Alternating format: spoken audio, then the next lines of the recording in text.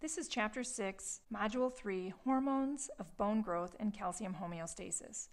The learning objectives of this chapter are 1. Explain the role of nutrition on bone growth. 2. Explain the role of hormones on bone growth. 3. Explain the effect of exercise on bone growth.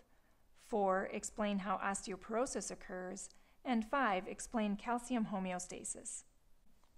Normal bone growth and maintenance depends on nutritional and hormonal factors.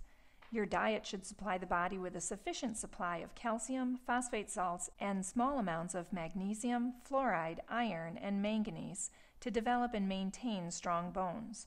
Also, your diet should contain vitamins such as vitamins C, A, K, and B12. Vitamin C is required for collagen synthesis. Collagen fibers are protein fibers within the bone matrix that help to give the bone some flexibility so it can bend slightly without breaking. Vitamin C is also necessary for osteoblast differentiation. Vitamin A stimulates osteoblast activity and so is necessary for new bone growth, and vitamins K and B12 help to synthesize bone proteins. The adult skeleton maintains itself by replacing its own mineral reserves of calcium and phosphorus and by recycling and renewing its own bone matrix. This process of remodeling involves the osteocytes, osteoblasts, and osteoclasts. Hormones control the activities of these cells. Calcitriol is a hormone that's produced by the kidneys. It is going to cause calcium and phosphate to be absorbed in the digestive tract. Another hormone is the growth hormone. This is secreted by a gland close to the brain called the pituitary gland, and this is going to stimulate osteoblasts. Then we get new bone growth, and so growth hormone is very important in puberty. Thyroxine is a hormone that's secreted from the thyroid gland, and along with growth hormone, this is going to also stimulate osteoblastic activity.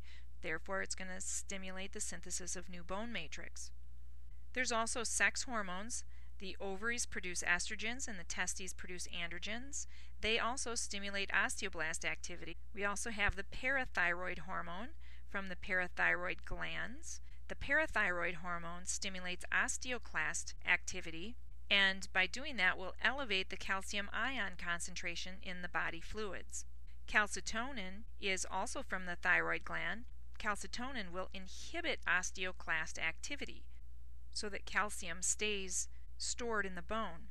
Calcitonin also promotes the kidneys to excrete the calcium.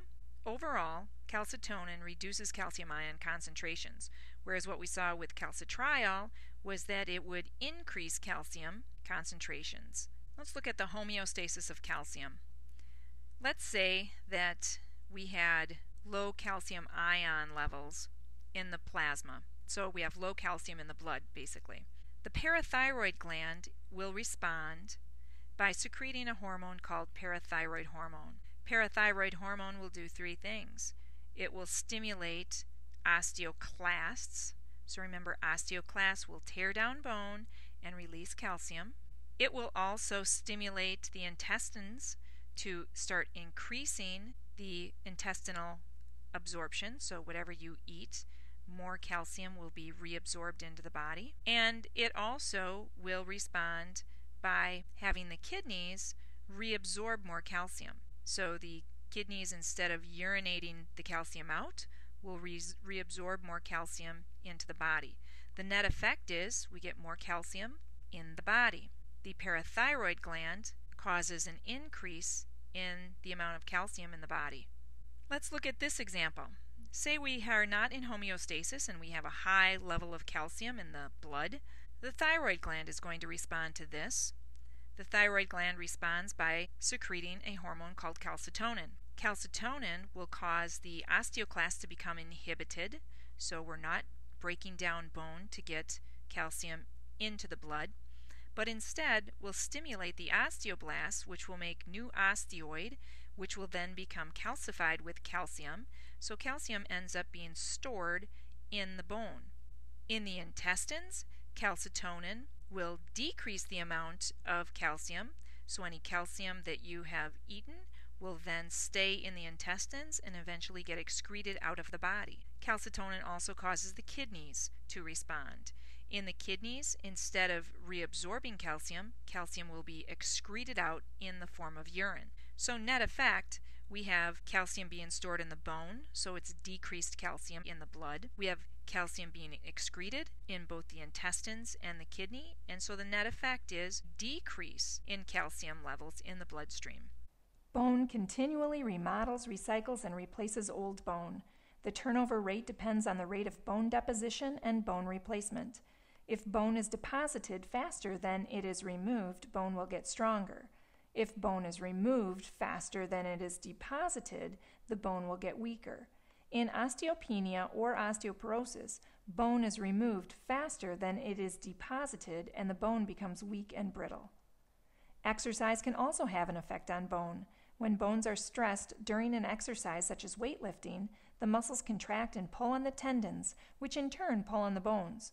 The stress created where the tendons pull on the bones create a minute electrical charge which stimulates osteoblast activity. The osteoblasts begin laying down new bone matrix, making the bone thicker and stronger. Bones degenerate quickly. Up to 1/3 of bone mass can be lost in a few weeks of inactivity. This ends Chapter 6, Module 3, Hormones of Bone Growth and Calcium Homeostasis.